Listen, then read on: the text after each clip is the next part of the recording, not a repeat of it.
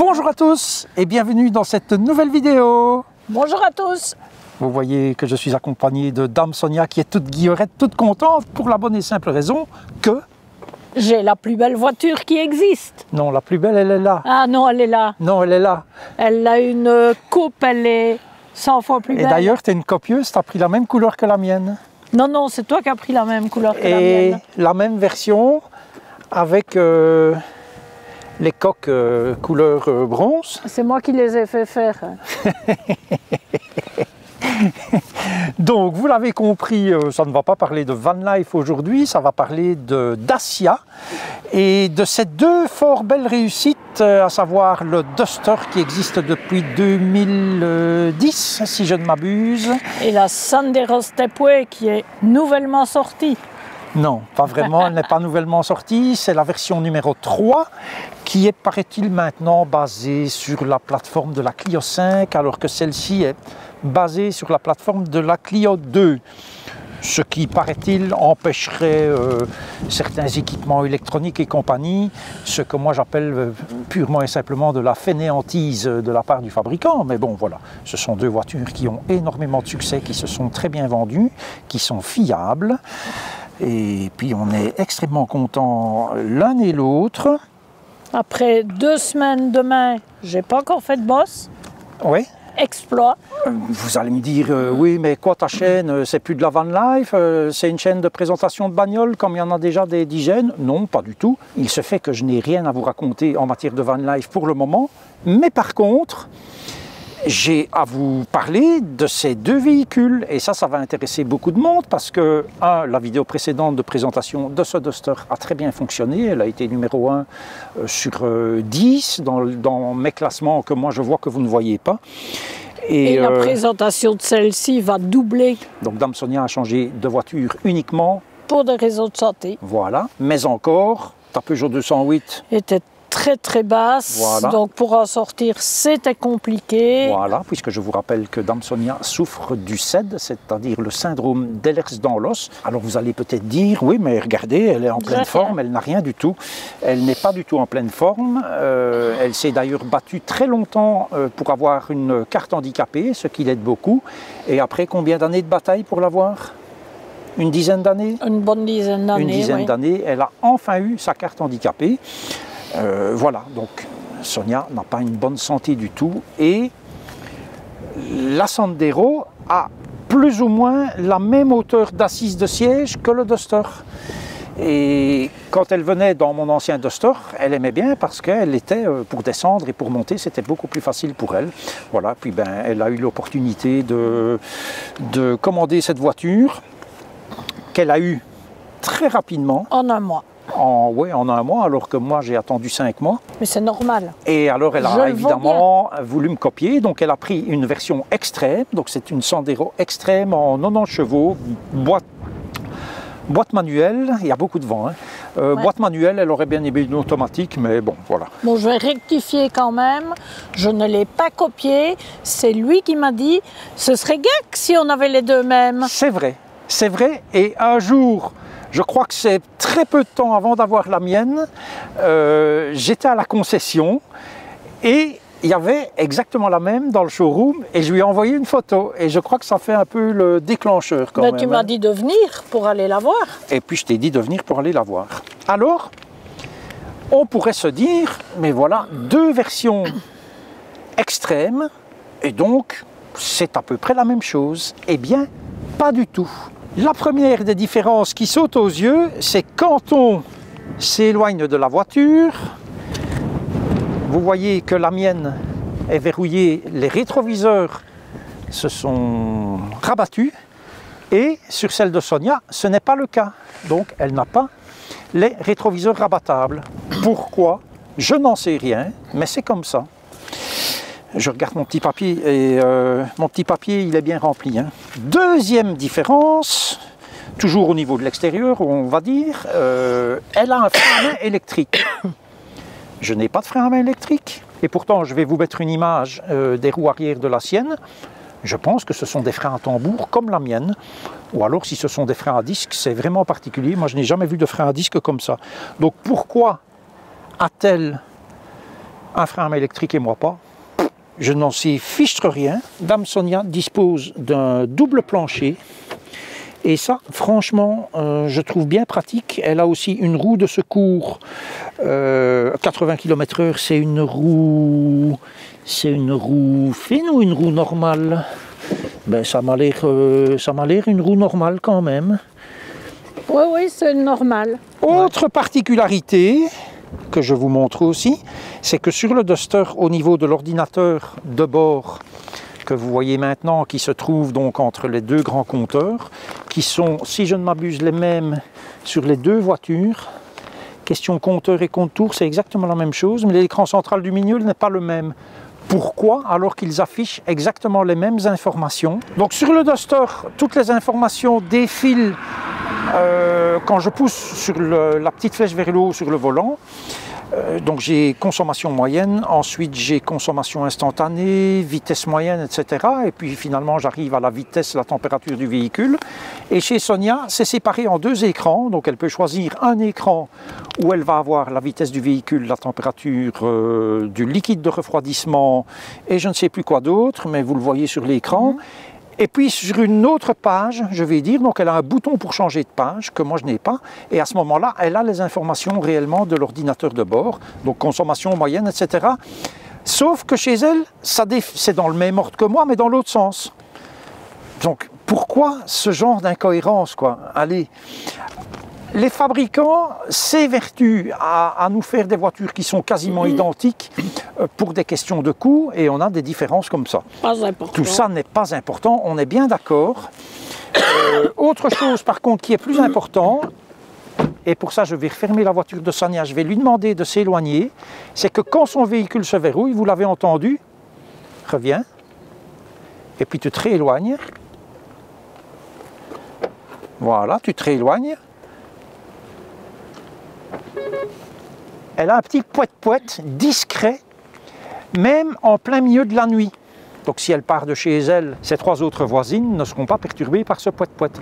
Chez moi, je l'ai désactivé parce que c'est tout simplement le klaxon. Donc c'est poète-poète. En plein milieu de la nuit, en plein milieu de la nuit, ça ne le fait pas. Pourquoi cette différence? Pourquoi?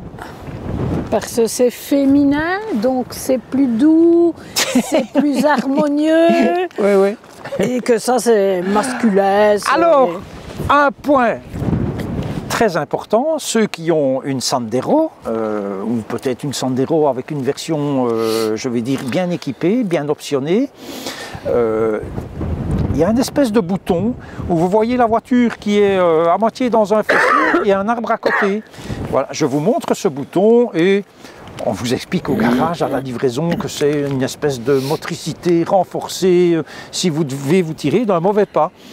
Et puis en fait, quand vous regardez la vidéo explicative de cette histoire-là, parce que je l'ai cherché, je l'ai trouvé, vidéo de chez Dacia, en fait ce bouton-là, il coupe l'ABS et l'ESP,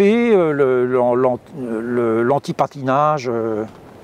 Voilà, mais pourquoi ne pas avoir fait un bouton bêtement pour couper ces machins-là, quoi?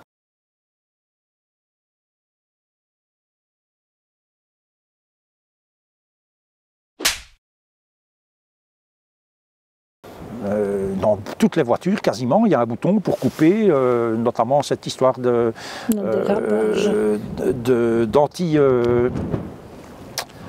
d'anti-dérapage. Voilà, donc ça c'est un bouton bien pratique, parfois sur de la neige. Et expliquez-moi pourquoi, sur ce genre de véhicule qui est censé être plus tout-terrain que celui-là, pourquoi on ne l'a pas? Pourquoi on ne l'a pas? Et ça la fait rire, hein? Parce que je le vaux bien. Et donc ça c'est un truc que sur mes véhicules précédents, parfois sur la neige, je coupais l'ABS. Sur cette voiture, vous ne savez pas le couper. Enfin, c'est une aberration totale. Mais c'est comme ça. Qu'est-ce qu'on peut dire d'autre? Dame Sonia, l'équipement, il est le même, donc elle a l'air conditionné, la climatisation plutôt, elle a une climatisation automatique comme la mienne, si ce n'est que la sienne fonctionne beaucoup mieux que la mienne. C'est normal. Donc voilà, ça la fait marrer. Alors la mienne, bien sûr, je vais aller au garage, mais je suis certain à 100%, allez, à 99% qui ne trouveront pas de solution. Et j'ai cherché sur Internet, Duster, climatisation, qui après 10 minutes même pas commence à souffler froid alors qu'on n'a pas la température demandée. Hein. Moi je demande 23 degrés dans tous mes véhicules, y compris dans celui-là puisque j'ai déjà roulé avec. Je règle sur 21, 21 et demi. Grâce à Dieu, on a les demi-degrés, ce qui est pas mal du tout. Moi sur 19. Voilà, elle sur 19. Moi je suis plus frileux, mais dans toutes mes voitures j'ai toujours mis 21, 21 et demi. Dans sa voiture, ça fonctionne parfaitement bien. Sur un trajet d'une heure, on va sentir, par le temps qu'il fait maintenant, on va sentir la chaleur en permanence. Sur cette satanée bagnole, que j'adore au demeurant, eh bien, en fait, après 5-10 minutes, oui, ça souffle chaud au début, puis tout d'un coup, vous sentez du froid. Sans que le bouton AC, donc le compresseur, ne se mette en route. Et quand bien même il se mettrait en route, beaucoup de gens pensent peut-être que le compresseur c'est juste pour produire du froid, mais non, ça sèche l'air, etc. Donc quand on demande 23 degrés et qu'il y en a 19 dans la voiture, ça doit souffler chaud, je suis désolé. J'ai regardé sur Internet, c'est un problème qui remonte à bien longtemps et en tout cas à 2019, puisqu'on trouve des articles où les gens répondent, oui, ben moi au garage, ils m'ont changé le capteur de température, je ne sais même pas où il est. J'ai vu que sur les Renault, il est placé ici, ce qui est une aberration aussi, hein. On ne met pas un capteur de température là au-dessus, hein. On le met au niveau des sièges, quoi, hein. Dans tous mes autres véhicules, c'était comme ça, le capteur était au niveau des sièges avec un petit ventilateur qui aspire l'air pour mieux le mesurer. Et donc le capteur de température, s'il est là, il y a un petit trou ici en dessous, comme chez moi, donc je présume qu'il se trouve là. Ben, chez elle, ça fonctionne merveilleusement bien. En extérieur, vous remarquerez la ligne douce et pas abrupte. Alors, les belles garnitures que moi j'ai, que lui n'a pas. Non, mais des ça belles c'est vraiment pas grave. noires. Oui, mais les jantes noires, je les ai aussi. Hein. Je les ai enlevées parce que moi j'ai des pneus neige, madame, que vous n'avez pas. Donc tu rigoleras moins quand tu auras de la neige. Et tu viendras pleurer, ouais, j'ai fait des bosses. Elle sera quand la neige? Ah, en ça 2050? peut changer. Ça peut changer. Qu'est-ce que je voulais dire? Oui, sur la vidéo de présentation de mon magnifique Duster, quelqu'un m'avait dit, oui, c'est un peu dommage, c'est déjà une vieille bagnole, la nouvelle est sortie, etc. Comme j'ai répondu, la nouvelle n'est pas sortie, elle ne sera vraiment sur les routes que milieu d'année 2024. Et puis, quelque chose qu'on sait maintenant, c'est que la nouvelle version, je ne sais pas si vous avez vu les prix, mais la moins chère, c'est 20 000 €. Anciennement, la moins chère, c'était 16 000 et quelque chose. Donc, ça a pris plus de 3 000 €. Donc, le Duster de 2010 à 11 000 €, c'est terminé, on en est très loin. Question carrosserie, je préfère de loin celle-ci, parce que la nouvelle, pour moi, c'est coupé à la serpette ou à la hache. Et bon, tableau de bord full digital, ouais, bon. En attendant le détecteur d'angle mort sur le nouveau Duster, ça sera toujours de vulgaires capteurs de parking au lieu d'un truc convenable. Bon, voilà. Donc moi je suis très content avec ce modèle-ci par rapport au nouveau et ça m'a coûté beaucoup moins cher. Vous avez déjà vu, madame, le nouveau Duster? Oui, monsieur. Qu'est-ce que vous en pensez? Je le trouve pas trop mal. Mais comme tu dis toujours, je n'ai pas de bon goût. La preuve. Ah si, pour ça, tu as eu vraiment bon goût. Et tes Peugeot, c'était un bon choix, le Peugeot. C'est un très bon choix, le Peugeot. Voilà, ça n'a pas été une mince affaire pour la revente, quand même. Oui. Voilà, vous savez à cause de quoi? À cause du moteur PureTech. Eh oui, un peu comme chez Renault, les fameux moteurs TCE. Hein. C'est au tribunal pour le moment, je pense d'ailleurs. Autre point très positif de la sienne par rapport à la mienne, ce sont les poignées de porte. Que vous pouvez prendre par le dessus. Je peux vous dire que je jure quasiment tous les jours parce que je suis moi obligé de la prendre comme ça quand j'en ai plein les mains. C'est vraiment mal foutu. Mais bon, voilà, c'est comme ça. Je ne sais plus comment était mon ancienne. Si c'était des poignées. Comme ça. C'était comme ça aussi? Oh, je pense. Ouais. Sur le nouveau Duster 2024, ce sont les mêmes poignées que ça. Mais là encore, voilà, un manque de cohérence de la marque. Hein. Oui, mais c'est bien, il y a des différences au moins. Tu ne payes pas plus cher une que l'autre. La Sandero, c'est quand même un modèle moins cher. Oui. La Sandero, c'est un modèle moins cher. Donc toi, tu l'as payé Tu as une version extrême Oui. Mais tu n'as pas des options que moi j'ai et vice-versa, quoi. Et vice-versa, j'ai des options que tu n'as pas. Ouais, ce qui est un peu étonnant. Moi, c'est bien la Stepway, pas la Sandero. Oui, c'est la Sandero Stepway. Hein. Elle a un accoudoir central comme le mien. Mais qui est trop reculé. C'est un gros plus par rapport à la Peugeot, quand même. Avec mes petits bras, je suis... Oui, mais tu as des petits bras. Ben ouais, pas de chocolat. Si tu avais mangé ta soupe tous les jours quand tu étais petite, comme ta maman te l'a dit. Donc le mien est réglable. On peut le reculer, l'avancer. Le sien ne l'est pas. Pourquoi? Aucune raison. Le mien est réglable, oui. Je peux l'avancer et le reculer. Moi aussi. Ah non, la coudoir. Non, je croyais que tu parlais du siège. Non, la coudoir, on ne peut pas.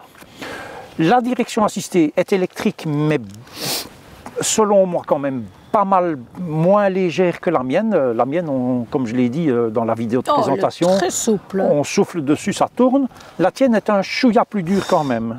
Elle est très souple. J'en suis très content. Et puis qu'est-ce qu'on peut dire d'autre? Qui fait froid. Que j'ai oublié mon bonnet. Que moi je suis habillée aux couleurs de ma voiture. Parce que Dame Sonia vient de chez elle, moi j'étais dans mon van qui n'est pas chez elle. Donc on s'est retrouvé sur ce magnifique parking qui n'existait pas il y a peu.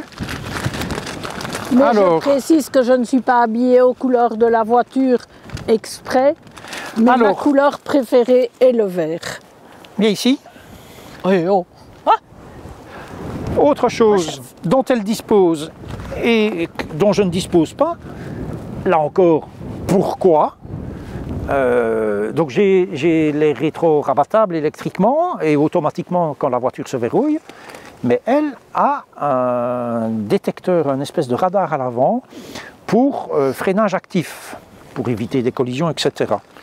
Bon, j'ai été voir la vidéo de Dacia qui explique comment ça marche, c'est entre 30 et 170 km/h, quelque chose comme ça. Bon. On n'a jamais eu d'alerte en s'approchant trop près d'un véhicule, alors que sur la je n'ai pas encore essayé de m'approcher trop près. Alors que sur la moi bien, alors que sur la Peugeot 208, ça fonctionnait bien. Ouf, assez rapidement, et alors on n'a aucun réglage de distance. Sur la Peugeot, tu avais 3 réglages, court, moyen, long.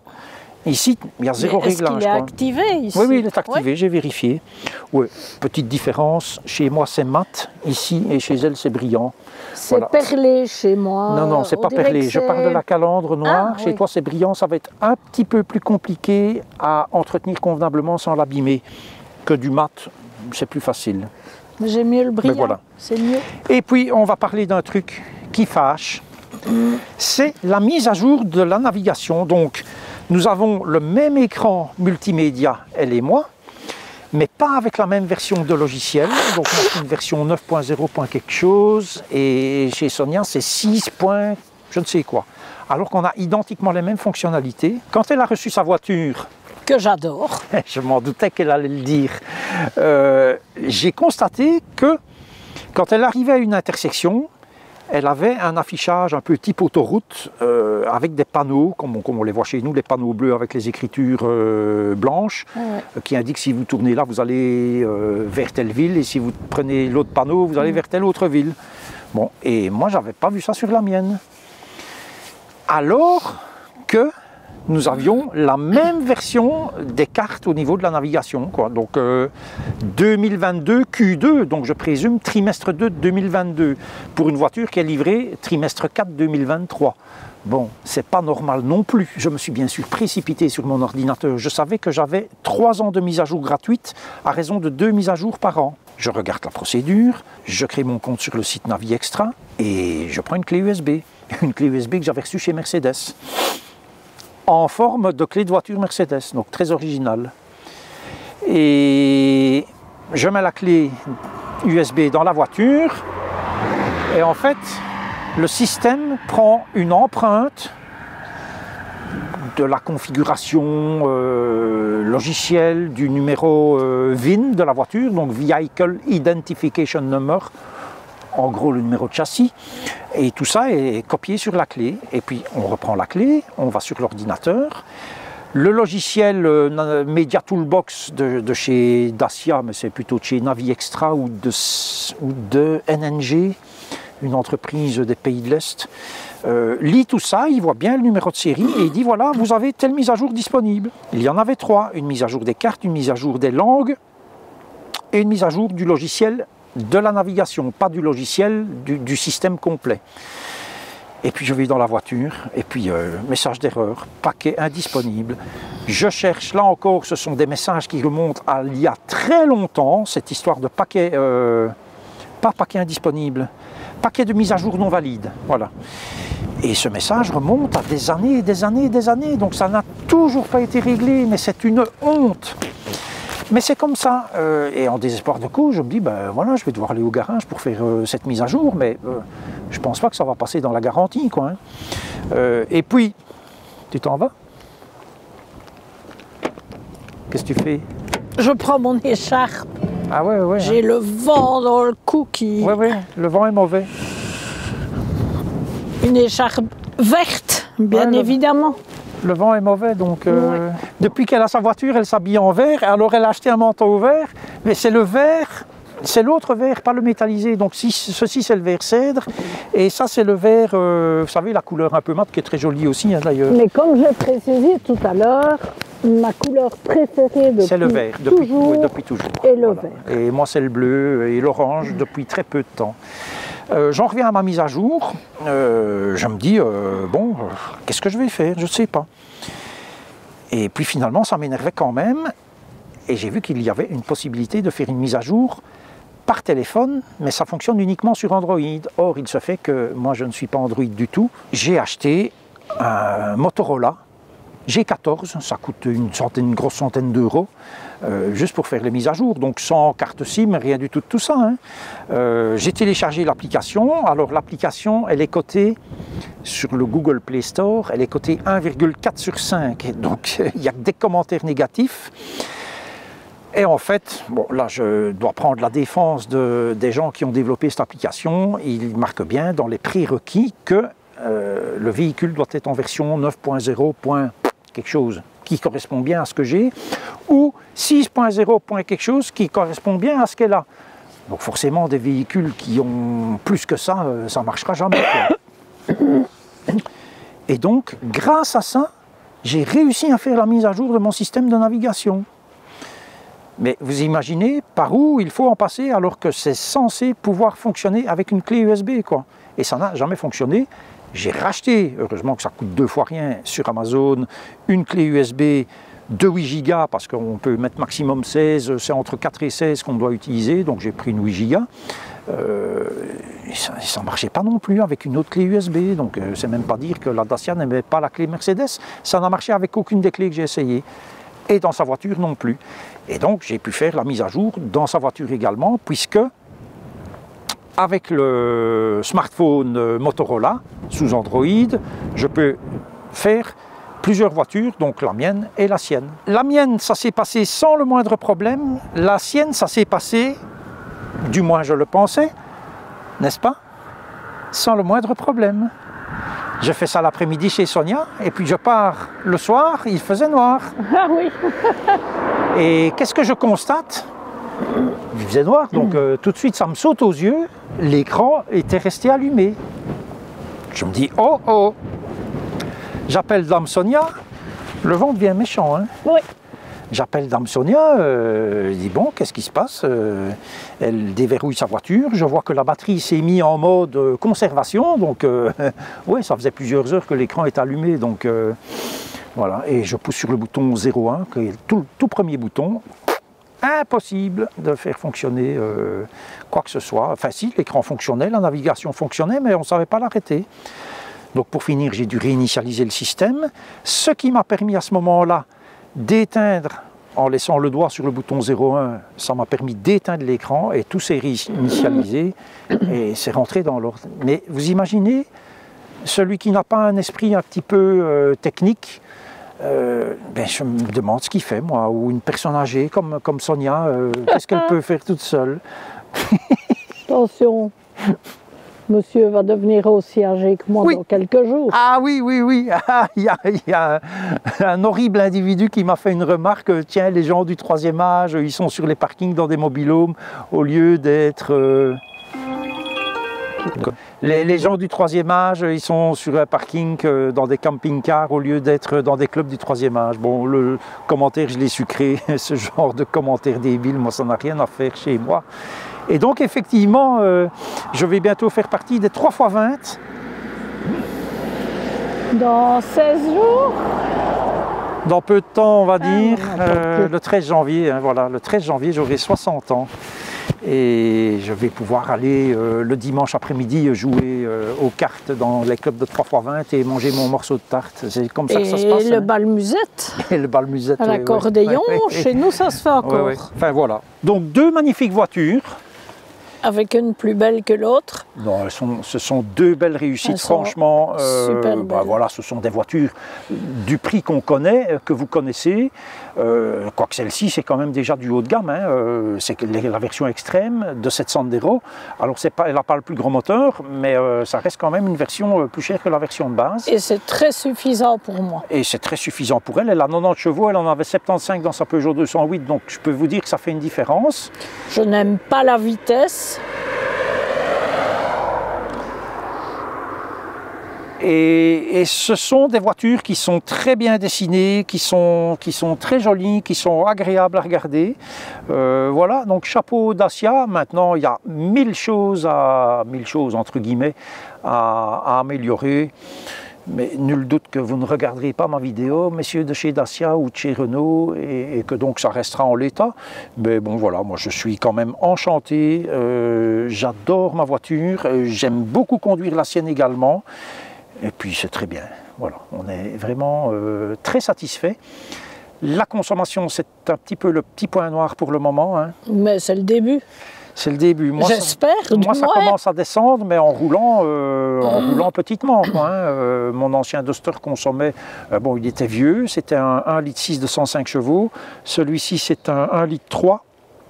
C'est le même moteur que j'avais dans ma Mercedes, le même bloc moteur que celui que j'avais dans ma Mercedes. Et ma Mercedes, non, j'ai pas chaud. Et ma Mercedes consommait, j'étais entre 5 et 6 litres à peine. Ici, je suis quand même à... J'arrive maintenant en dessous de 8 en roulant beaucoup plus à la papa qu'avec ma Mercedes de 163 chevaux. Et ma Mercedes était quand même beaucoup plus lourde que celle-ci aussi. Donc ça, pour moi, c'est le point noir. Moi, ma Peugeot 208, j'étais un peu en dessous de 6. Oui, tu étais entre 5 et 6. Là, je suis à 7,2, 7,4.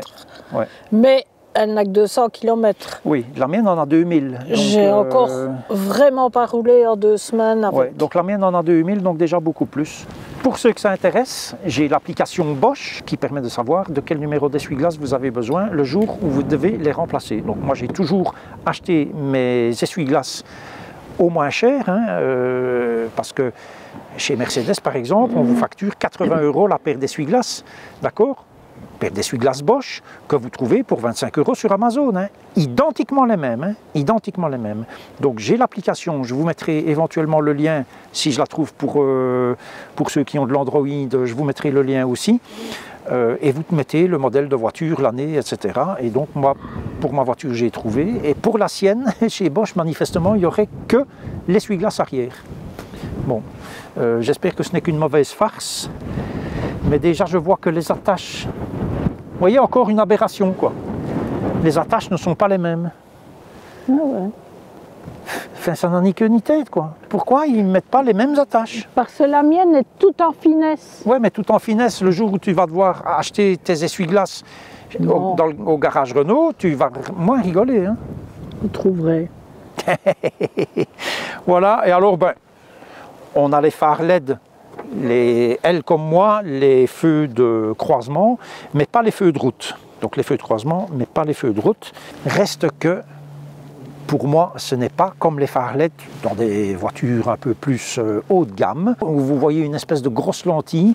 Ici, non, l'ampoule, en fait, elle est planquée dans le fond. On ne voit rien qui dépasse.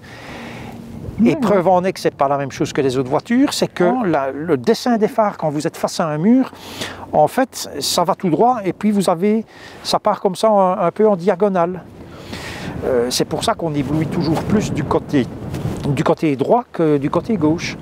Et bien en fait, on a exactement le même dessin avec ces phares-ci, avec ses phares LED, alors que toutes les autres voitures que j'ai eues en phare LED, ma classe A, mes classes V, c'est tout droit en fait, c'est pas du tout la même structure. Mais bon, ça éclaire très bien, c'est juste dommage de ne pas avoir les feux de route aussi en LED. Tant qu'à faire, ils auraient pu mettre une ampoule LED aussi pour les feux de route. Ça existe en Philips, ce sont des H1. Je ne sais pas s'il y a la place pour les mettre. Voilà, pour le moment, c'est très bien comme ça. Cette vidéo est maintenant terminée, un petit peu dans le froid quand même. Et dans le vent. Et dans le vent. Nous sommes le 28 décembre, donc je ne sais pas quand je vais la publier, est-ce que ça sera l'an prochain ou est-ce que ça sera encore cette année, mais dans tous les cas... Nous vous souhaitons une très bonne année 2024. Voilà, excellente année 2024 à tous. Merci de votre fidélité. Il y a quelques fidèles depuis le tout début de la chaîne. Je ne vais pas les citer parce que je vais en oublier et à mon grand âge, la mémoire commence à faire défaut. Oh là là. Et c'est peu dire. Voilà. Au revoir à tous. Je vous dis à la prochaine. Et d'ici là, prenez grand soin de vous. À la prochaine. Bon. Attends, c'est pas tout. C'est pas tout. Ah non, c'est pas tout. Quoi?